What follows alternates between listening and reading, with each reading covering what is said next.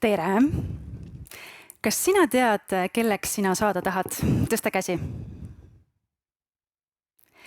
Kas sa ei tea, kelleks sa saada tahad?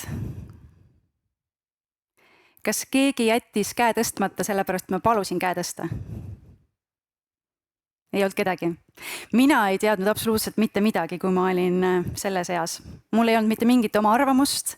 Mul ei olnud teadmist, kes ma olen, mida ma tahan, mis mulle meeldib, mis mulle ei meeldi. Ja ma rääkisin hästi vaikse häälega enamuse ajast ja olin hästi pai. Ma tegelikult enamuse elust olen olnud hästi pai ja pigem vaikse häälega, kuni ma otsustasin seda üks hetk muuta. Ja rohkem ma tegingi kõike teiste järgi. Ka 9. klassi lõpus tegin ma teiste järgi. Minu klassikaaslased, paar klassiõde siis nimelt, kellega ma lähedasemalt suhtlesin, otsustasid, et nemad hakkavad nüüd käima sisseastumiskatsetel. Ma olen pärit Ida-Virumaalt, meil oli seal ilus gümnaasium, keskkool, kõik asjad olemas, et ma isegi ei olnud selle peale kunagi mõelnud, et ma võiksin minna kuhugi teise kooli. Ja siis üks hetk, kui nemad siis hakkasid rääkima, et nemad tulevad võib-olla Tartusse ja üldiselt Tallinnasse ja kuhugi mujale ja siis mul oli, aga ma tahan ka. Teadmata, kas ma siis tegelikult tahan või ei taha, aga et kui teised nii tegid, siis võiks ju ka proovida. Ja siis ma rääkisin vanematega, et ma nüüd tahan ka minna kuskile katsetele ja just parasjagu ilmus ajalehes, mis oli siis noortele mõeldud sellel aastal, kui mina põhikooli lõpetasin, Meie meeles artikkel Noarotsi gümnaasiumist. Ja ma mõtlesin, et see ongi see koht, kuhu ma lähen nüüd katsetele. Ja võtsin siis vanemad kaasa või vastupidi, nemad võtsid mind kaasa ja sõitsime siis teise Eesti otsa täiesti katsetele. Mul ei olnud mitte mingit ootust. Loomulikult ma panin ennast valmis, kenasti riidesse, olin ikkagi nagu ette valmistunud selles osas, et ma teen siis need testid ja intervjuud ja kõik asjad läbi ja vaatan, mis siis saab. Ja kui ma seal ringi käisin, siis mulle nagu just hakkas isegi meeldima seal. Näidati, kus siis seal elatakse, seal oli ühiselamu, kus siis üle Eesti kõik õpilased kokku tulid ja seal koos elasid. Näidati kooli, mõisamaja, kõike, väga kihvt keskkond oli. Aga mul ei olnud ikkagi mingeid ootusi või mingeid soove selle osas. Ja siis juhtus nii, et ma sain sisse. Nagu täiesti ootamatult. Nagu ema, isa olid täiesti nagu üllatunud ja mõtlesid, issa, mis nüüd saab ja mina samamoodi. Aga mul oli kohe teada, et kui uks tehti lahti, siis tuleb sealt uksest sisse minna. Ja ma läksin. Ma arvan, et see oli üks parimaid otsuseid mu elus, seepärast need 3 aastat olid tõesti üliägedad seal. See, et ise kasvada, areneda, iseseisvaks saada, samal ajal näha nii palju uusi inimesi ja täiesti teises keskkonnas olla, see muudab tohutult palju ja annab tegelikult inimesena väga palju juurde, et elus õnnestuda ja ennast avastada. Aga sealt edasi ma läksin ikka teiste järgi. Kui gümnaasium läbi sai, siis ma tegelikult ei teadnud, mida ma õppida tahan. Läksin ka ühe kooliõpilase järgi, et tema läks õppima haldusjuhtimist, mina tahtsin ka sisse saada, ei saanud, sellepärast, et see oli kõige populaarsem eriala, mille ma suutsin siis valida. Ja sellest hoolimata ei kaotanud ma lootust, et ma lähen ikkagi ülikooli. Jah, see vaheaasta möödus mul jälle kodukandis ja 1 aasta siis kutsekeskkoolis käies, kus ma siis IT-d natukene õppisin. Ja sealt edasi ma läksin ikkagi ülikooli ja ma läksin ikkagi seda eriala õppima. Hoopis teisel kujul muidugi kaugõppes, käisin tööl samal ajal, sain palka isegi rohkem kui mu ema. Ja see oli kuidagi täiesti uus pööre minu jaoks. Ehk siis ma plaanisin justkui võib-olla ühtemoodi, aga see välja kukkus teistmoodi ja see oli jälle täiesti okei. Noorena me tahame teha hästi palju teiste moodi ja see on okei, sellepärast, et me tahame kuuluda ja sobituda ja kuidagi ebamugav on võib-olla välja paista, aga kui sa täiskasvanuks saad, siis hakkab ühel hetkel ikkagi veel ebamugavam, kui sa kogu aeg teiste järgi teed. Nii ma ehitasingi oma karjääri, käisin tööl ühelt ametikohalt teisele, tegin hästi palju tööd, selleks, et hästi palju raha teenida, ägedaid ametinimetusi endale saada, korter osta, auto osta, ühesõnaga, et üliäge elu oleks. Ja nii kaua, kuni ma siis ennast lihtsalt läbi põletasin sellega. Ma ei tahtnud enam tööle minna, mu käsi valutas, ma ei suutnud hiirt kätte võtta, kui ma pidin arvuti taga istuma. Mu keha valutas, mul olid seedehäired ja ma mõtlesin, issand, mis selle kõige point üldse on. Ja siis käis see klõps ära ja siis ma sain aru, et ma pean kuidagi teistmoodi tegema. Ma olin praegu teinud kogu aeg nii, nagu justkui oodatakse, tahetakse. Ja jõudsin selleni, et ma tegelikult ei hoolitsenud enda eest, ma ei võtnud endale aega, ma ei kuulanud, mida mina tahan, kuidas mina tahan ja kas see mulle üldse meeldib selline elu. Ja siis ma hakkasin ennast tundma õppima. Ka eelmine esineja mainis seda, et õpi ennast tunda, siis see on kõige olulisem, kõige aluseks. Me räägime täna siin suhtlemisest, sisseastumiskatsetest, esinemisest, kõigest sellisest, aga kõige selle aluseks on see, et sa tunned ennast. Siin laval on olla mugav, kui mul on olla mugav iseendana siin, enda kehas, enda mõtete, enda tunnetega, enda lugudega. Ja samamoodi on sul olla mugav, kui sa lähed kuhugi vestlema, tööintervjuule, sisseastumiskatsetele, kuhu iganes. Kui sa oled endaga heas kooskõlas. Kuidas siis tundma ennast õppida? Kuidas sa õpid ennast tundma? Lihtsalt mõtlen, et täna hakkan nüüd ennast tundma õppima, no kuidas see siis käib? No mind on hästi palju aidanud näiteks see, et ma olen katsetanud väga erinevaid asju, erinevaid ameteid ikkagi, erinevaid vabatahtlikku tööd. Võib-olla tasuks minna malevasse, noortekeskusesse, teha mingit tööampse, ma ei tea, käia korra välismaal, minna kas või üksi kinno, sõita teise linna, mida iganes, lihtsalt katsetada. Selleks, et vaadata, mis sulle meeldib, kuidas sulle meeldib, kas see on okei või ei ole okei. Teine asi, mis mind on hästi toetanud, on kirjutamine. Kas sa tead, et peas mõtted on põhimõtteliselt iga päev enamus neist üks ja sama. See, mis ketrab siin sinu peas, siis see on lihtsalt iga päev suhteliselt üks ja sama. Ja selleks, et sellest aru saaksid, tuleks nüüd kuidagi endast välja kirjutada. Mina avastasin päevikus enda jaoks ülimalt hea sõbra.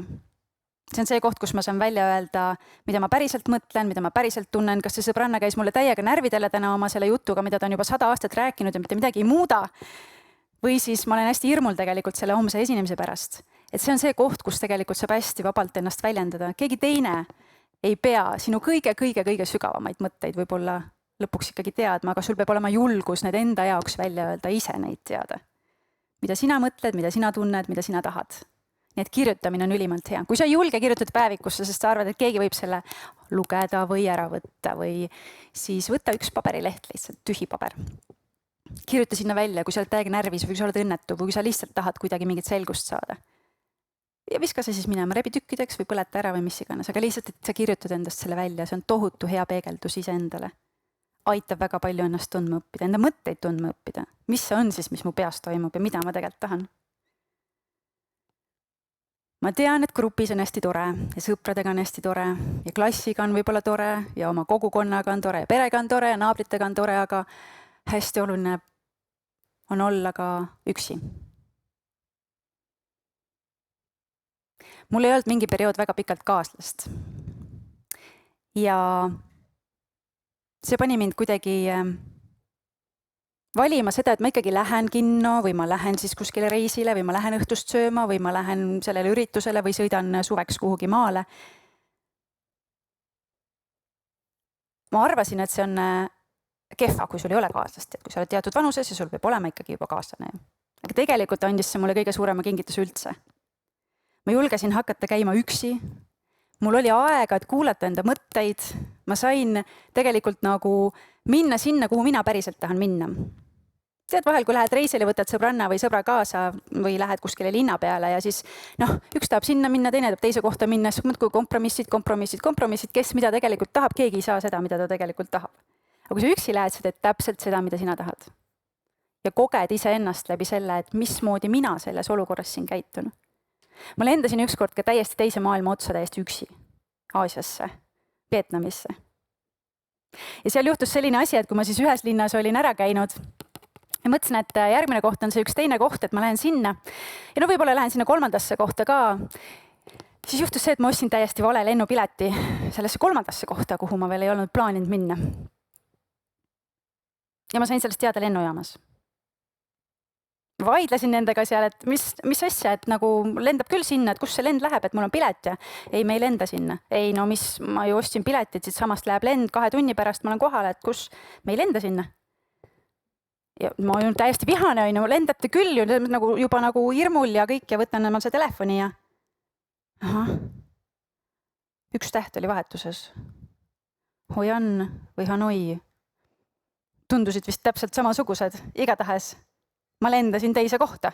Kuigi mul oli hotell pandud ühte kohta, mul olid mingid mõtted välja mõeldud juba, mis ma siis seal tegema hakkan. Ma lendasin täiesti teise kohta. Ja seal oli see hetk, kui ma avastasin, et vahet ei ole isegi, kui sa oled teises maailma otsast täiesti kadunud, täiesti lost, siis alati leidub keegi, kes on su vastu hea, kes toetab sind. Mina läksin ühte hotelli, mis ma siis kiirelt seal lennujaamas välja valisin, et üks öö paika saaks. Ja seal oli ülimalt äge teenindaja vastas, kes tahtis mu lugu kuulata ja kuidas ma siis ikka siia sattusin ja mis siis nüüd saab ja vaatab mulle pileteid edasi ja kus sa tahad siin reisile minna, ekskursioonile minna, et ma kõik vaatan sulle välja. Tohutult toetav. Ja ma ei oleks seda kogenud, kui ma ei oleks julgenud minna üksi reisile. Ehk siis jällegi see avastamiskoht, minna üksi, julgeda, et sa saad ise hakkama, pluss veel see, et keegi teine toetab sind tegelikult selles olukorras. Enda tundmaõppimise juures kõige ebamugavam võib olla, ma ei tea, tõsta käsi, kui sulle viitsid trenni teha. Päris hästi. No, mina viitsin ka aeg-ajalt, aga vahel üldse mitte. Aga trenn või see keha liikumine on hästi-hästi oluline. Mina läbi selle, kui ma siis läbi põlenud olin ja enam üldse töölgi käia ei tahtnud ja lihtsalt halb oli olla, päriselt oli halb olla. Läbi trenni, läbi jooga sain jälle kontakti iseendaga, enda kehaga, enda hea enesetundega ja see andis mulle võimaluse ennast avastada ja kogeda. Jällegi, ma ei oleks siin laval ja ma ei tunneks ennast siin hästi, kui ma ei oleks siin kogu kehaga. Kui mu keha ei oleks tugev, ma sisenen ruumi sirge seljaga, ma lähen vestlustele, intervjuudele, kuhu iganes. Mul ei ole probleemi teha seda sellepärast, et ma tean, kes ma olen ja ma tean, et mu keha on minuga kaasas, see on minu tugisammas. See on see koht, kuhu toetuda.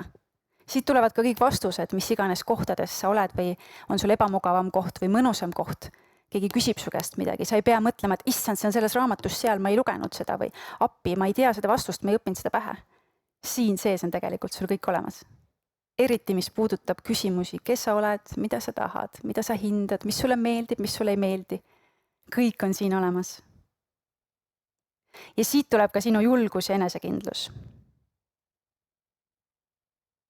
Su keha on sinuga kaasas ja toetab sind alati. Su keha on tugev, sa saad sellele tugineda.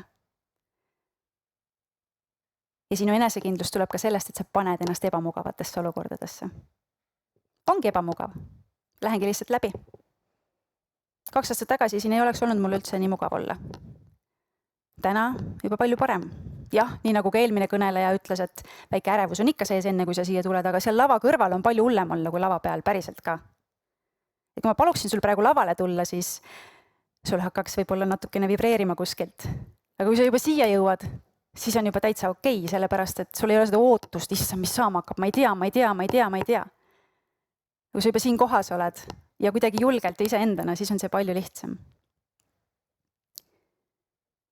Enesekindluse julgus tuleb sellest, et sa paned ennast ebamugavatesse olukordadesse, et sa katsetad, et sa õpid ennast tundma, et sul on su keha kaasas ja sa lubad oma unikaalsusel välja tulla. Ülioluline. Kujuta ette, ruumi täis Kinder Surprise. Jah, igaüks on siin Kinder Surprise. Täpselt sama pakend. Koorin ära. Tahaks ju edasi vaadata, mis seal sees on. See sama šokolaad. Okei, võib-olla see maitseb mulle. Ma söön seda vahel harva, aga ikkagi sama, eks on iga kord täpselt sama. Ma tahaks sinna sisse jõuda, sest ma tahaks näha, mis seal sees on. Kollane muna, täiesti ühesugune alati. Kõik kollased munad siin reas on. Ja nüüd see kõige ägedam hetk on see, kui ma näen tegelikult, mis selles sees on. Ehk siis ma näen, mis sinu sees on. Või ma näen, kes sina tegelikult oled. Täna näiteks. See kuju, see värv, see tegelane, kes sina oled. Ja see on see, mis on tohutult paeluv. Nii nendele koolijuhtidele, kes sinuga vestlevad võib-olla, sinu tööandjatele, sinu sõpradele, kaaslastele, kellele iganes, keda sa kohtad. See, mis seal Kinder Surprise'i sees on. See on kõige ilusam ja kõige parem koht, kus olla ja mida näidata, sinu ehedus. Ja kui sa oled ehe, kui sa ei mängi kedagi, kui sa ei tule siia lavale mingi maskiga või sa ei lähe sinna intervjuule mingi maskiga või sa ei käi ringi kogu aeg maskiga, et ma olen tegelikult selline kõva fa-vend, aga tegelikult olen päris nunnu ja pehme teises kohas. Ja kui sa nagu julged näidata ennast igast küljest, siis see on sinu tugevus, sinu julgus ja sinu enesekindlus. Muidu on see nagu sellise fake ID-ga ringi käimine. Tead, ID-kaart on ju sinu pilt, sinu nimi, midagi nagu on valesti, seal ei klapi on ju. Või siis pilt on hoopis teine, ei lähe kokku sellega. Ja tunne on lihtsalt nii vale kuidagi. Oled kunagi ID-d võltsinud või? Ära tee ka seda. Ma tegin ükskord, mitte ID-d ei teinud, aga mul oli selline kokkulepe vanematega, kui ma olin väga noor, no see oli palju noorem, kui sina praegu oled, et kui ma saan kõik 5 jõuluks, siis ma saan endale Maci. Tead, Mac, kassett käis sisse, võib-olla sa ei tea, mis on kassett, aga noh, muusikat sai kuulata. Ja ma nagu nii tahtsin seda. No nii tahtsin, ma tegelikult tegin kõik endast oleneva, et ma saaks. Ja siis juhtus nii, et 1 4 tuli ikkagi. Noh, lihtsalt tuli. Aga nagu kokkulepe oli see, et kõik on 5, siis ma saan Maci. Ja ma ei soovita seda sul kunagi teha, mida mina tegin. Aga ma kirjutasin sellest 4-st 5. Selleks ma saaks selle Maci. Ma sain selle Maci, kõik oli hästi, keegi lähemalt ei vaadanud, 5 reas, Mac on muusika, nii äge, ma olin nii õnnelik, aga see tunne oli ikkagi siuke nagu miski nagu kriibib. No eriti hulluks läks siis, kui ma pidin sellest 5-st 4 tagasi tegema, on ju. Jah, noh, see tuli välja, on ju. Ja tunne oli ikka jube kehv. Ehk siis noh, ma pidin feikima midagi, mida ma ei ole.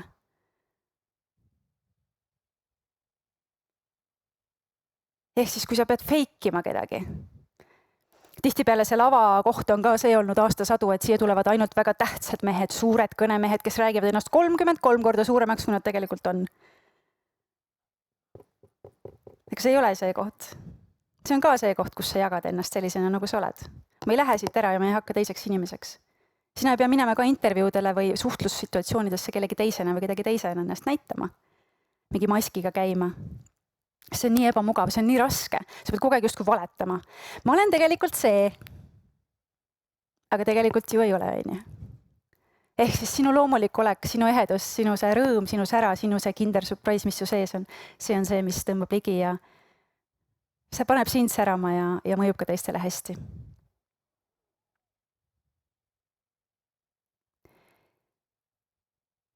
Kas sul on esinemishirm? Miks sul on see? Kas sa tead, kas sa oled mõelnud sellele? Mida sa kardad? Mida sa kardad? Mis sul on karta? Mis suga juhtub? Mis on kõige hullem asi, mis saab juhtuda?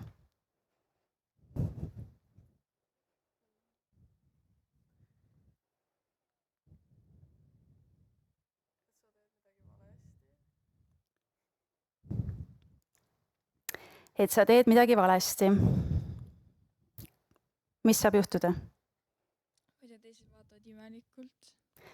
Teised vaatavad imelikult. Mis sinuga juhtub, kui sa pead esinema või väljendama oma mõtteid?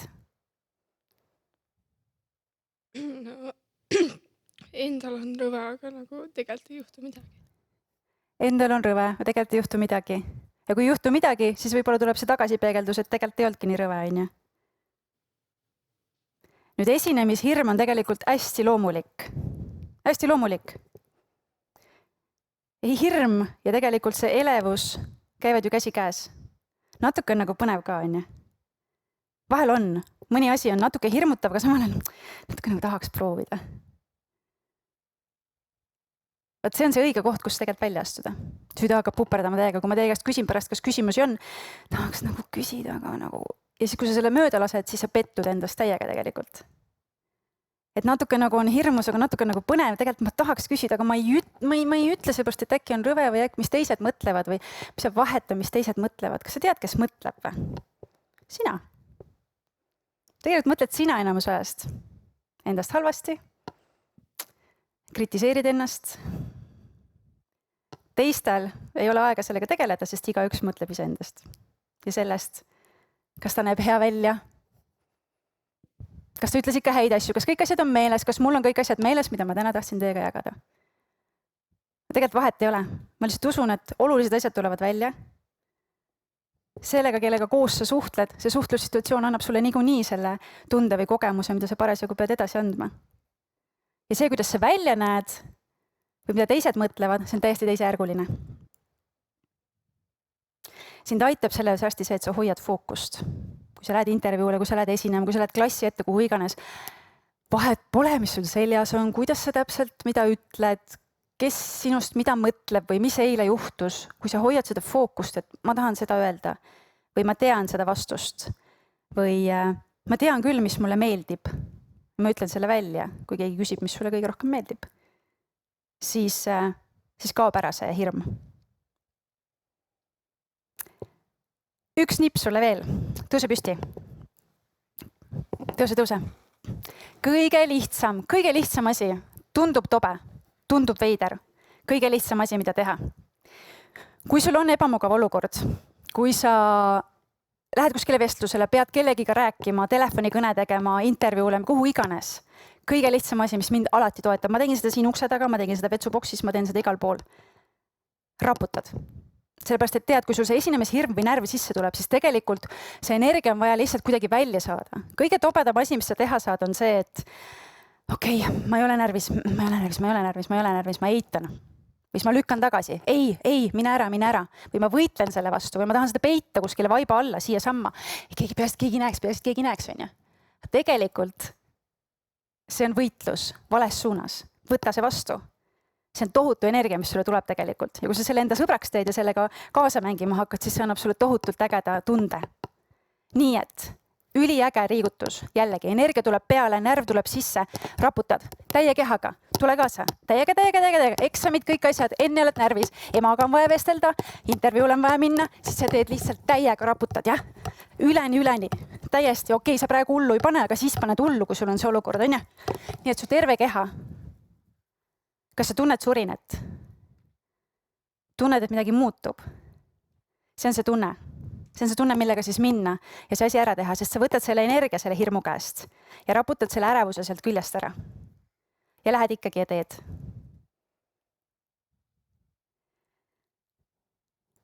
Ole hea, istu. Ja vaata korraks enda selja taha. Leia sealt enda paariline. Keegi peab üksteiselega vastu vaatama, nii et kui sulle keegi eestpoolt vaatab sinu poole, siis vaata sina tema poole. Teine rida vaatab ettepoole ja nii, et igaüks leiab silmapaari enda selja tagant. Kas sa leiad enda silma tagant silmapaari? Teie vaatate kokku ja sa leiad endale paarilise. Siit olete, võtke teie ja teie siis, jah? Paarilised, selja tagant, kust iganes, peaasi, et sul paariline on. Peaasi, et see on keegi, keda sa ei tunne, see oleks kõige ägedam. Ja sa ütled talle, tere, minu nimi on see ja ütled talle, mis sul hästi välja tuleb ja mida sa täiega vihkad. Ehk siis leiad selle tugevuse, mis sul on, jagad seda temaga ja ütled ka, mis sul nii hästi välja ei tule. Läks.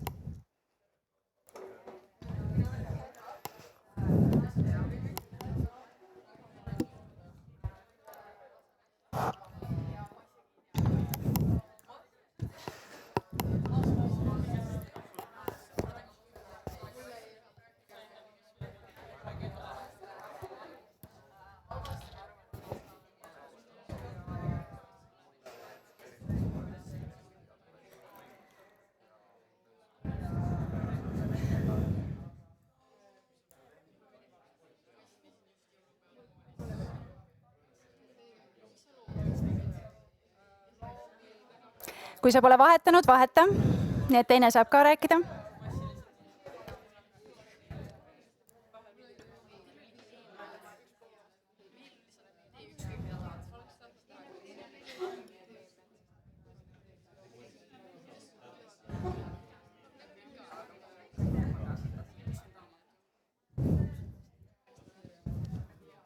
Valmis?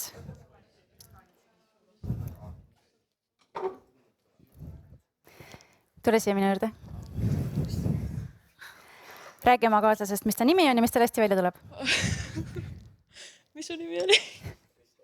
Risto. Ta tegeleb spordiga, talle meeldib jalgpall ja me nõustusime, et füüsika meile ei meeldi. Väga tore. Risto, tule siia. Igaüks, kui keegi räägib, siis aplaus. Tema on siis Peela. Talle meeldib kunst ja ta, nagu mullegi, ei meeldi füüsika. Väga tore, aitäh sulle.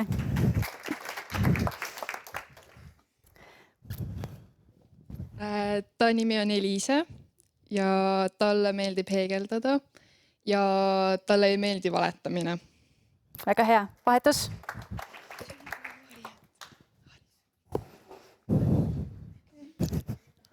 Tema on Ariet, talle ei mäleta mitte midagi.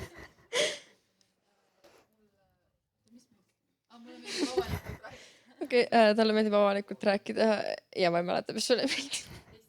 Eesti keel, okei. Väga hea, aitäh sulle. Tule siia. Räägi oma kaaslasest meile. Tema nimi oli vist Tea ja tal on karatees oranž V ja ma ei mäleta, mis tal teine asi oli. Aita kaasa julgelt. Mis sulle ei meeldinud?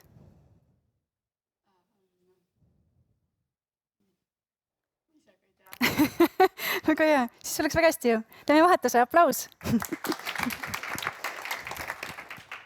Tema nimi on Ronja ja talle ei meeldinud avaliku ees rääkimine ja sulle meeldis suisutamine. Väga hästi, aitäh. Nii, kellele siis anda veel mikrofoni? Kui ma siin näeksin neid indikaatoreid, siis need ilmselt tõuseksid. Tule jaga oma sõbra kohta.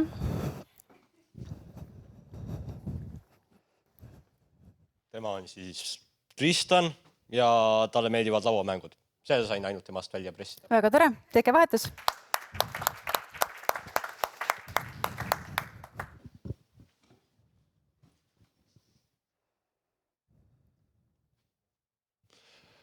Ta on siis Volter ja talle meeldis puutöö ja oota, mis talle ei meeldinud? Jah, see. Mis see? Ma ei kuulnud See ei meeldi, väga hea, aitäh sulle. Suur aplaus kõigile. Kas see on nii hull, kui algust tundub siia tulla? Peaaegu, ei. Kas lihtsam rääkida kellestki teisest kui see endast? Või sellele vahet? Kui sa juba siin oled, siis on okei, on ju? Tead, hästi hea on õppida endast rääkima, sest minu koolitustel käivad täiskasvanud ja ma olen teinud siis videokoolitusi, lavakoolitusi, mida iganes, siis tihtipeale nad ütlevad nii ebamugav iseendast rääkida. Ennast välja panna või oma teenustest või toodetest rääkida, kui oled ettevõtja ja kõige olulisem on see, et sa oskaksid endast rääkida. Et sa teaksid, kes sa oled, mida sa teed ja kuidas sa seda teed ja siis on see kõik palju lihtsam. Et mida sa saad siis teha, kui sa pead minema sinna intervjuule või vestlusele või lavale? Number 1, raputa. Raputa endalt see ärevus maha, see ebamugavus maha. Võta endale aega, et korraks hingata. Siis sa võid leida endale mingi lemmikloom, mis su poweri välja toob, et sa tead, et alati see on see, mis alati selle hea tunde toob ja sellega ma tahan minna. Isegi kui sulle ei meeldi avalik esinemine, isegi kui sa kardad seda, siis tegelikult, kui sa jagad iseendast südamest ja enda energiaga, siis see on kõige paeluvam tunne ja kogemus üldse. Sa saad mõelda, mis on siis kõige hullem, mis juhtuda saab. Me siin korra peegeldasime seda, mis siis juhtuda saab tegelikult. Isegi kui sa ei saa sellesse kooli sisse, siis tegelikult võib-olla see on hea uudis. See ei olnud võib-olla sinu jaoks. Isegi kui sa ei saa sellele tööle, kuhu sa tahad minna, midagi muud on tulemas. Sina oled enda poolt kõik olulise andnud. Sa oled ennast ette valmistanud, sa oled kuidagi keha lahti saanud, enda tugevused enda jaoks selgeks teinud ja sa lähed seda siis jagama. Nüüd hästi hea on ka teada, et sul oleks mingi konkreetne sõnum või mingi oluline fookus. Isegi kui seal intervjuul oled ja ei küsita midagi, mida sa tegelikult tahaksid vastata või jagada või veel lisada, siis alati võtta see võimalus. Alati võtta see võimalus. Kui selle pakutakse ka mikrofoni, siis alati võtta see vastu. Sest sul on alati midagi olulist öelda, mida mitte kellelegi teisele ei ole öelda, sest tead, iga Kinder Surprises on erinev sõnum ja erinev tegelane. Ja hinga. Sügavalt sisse, sügavalt välja. Ja selleks, et sind kuuldaks, pead sa rääkima ja jagama. Aga selleks, et sind kuuldaks, peab olema keegi, kes sind kuulaks. Ehk siis sa saad olla ka parem kuulaja läbi selle, et sa võib-olla hingad sügavamalt. Vahel, kui tähelepanu kipub hajuma, siis see aitab sind. Ja võib-olla tulevad sealt väga olulised sõnumid, mida kuulata. Ja täiskasvanutele, lapsevanematele, õpetajatele, kellele iganes, ma soovin ka seda, et te rohkem kuulaksite seda, mida noortel päriselt on öelda. Nii nad julgeksid ka ennast rohkem avada ja näidata seda, mis seal päriselt veidus on. Sul ei ole mitte midagi kaotada. Sa saad alati oma valikuid ümber muuta. Peaasi, et sa oleksid aus enda vastu. Et sa tead, kes sa oled. Et sa julged välja astuda. Ja julged ka ümber valida, kui vaja on. Aitäh sulle. Ja aitäh, et sa lubasid mul ennast jagada, natuke siin eksperimenteerida. Kui sa tunned, et sa tahaksid esinemisteemadel ja eneseväljenduse teemadel oma koolis võib-olla rohkem süvitsi minna, võib-olla seda õppida, võib-olla koos seda avastada, siis kutsu mind julgelt enda kooli. Kui sa tahaksid mind tulla sotsiaalmeedias jälgima, siis seda oled ka oodatud tegema ja mul oli ääretult tore teiega siin koos olla täna. Aitäh!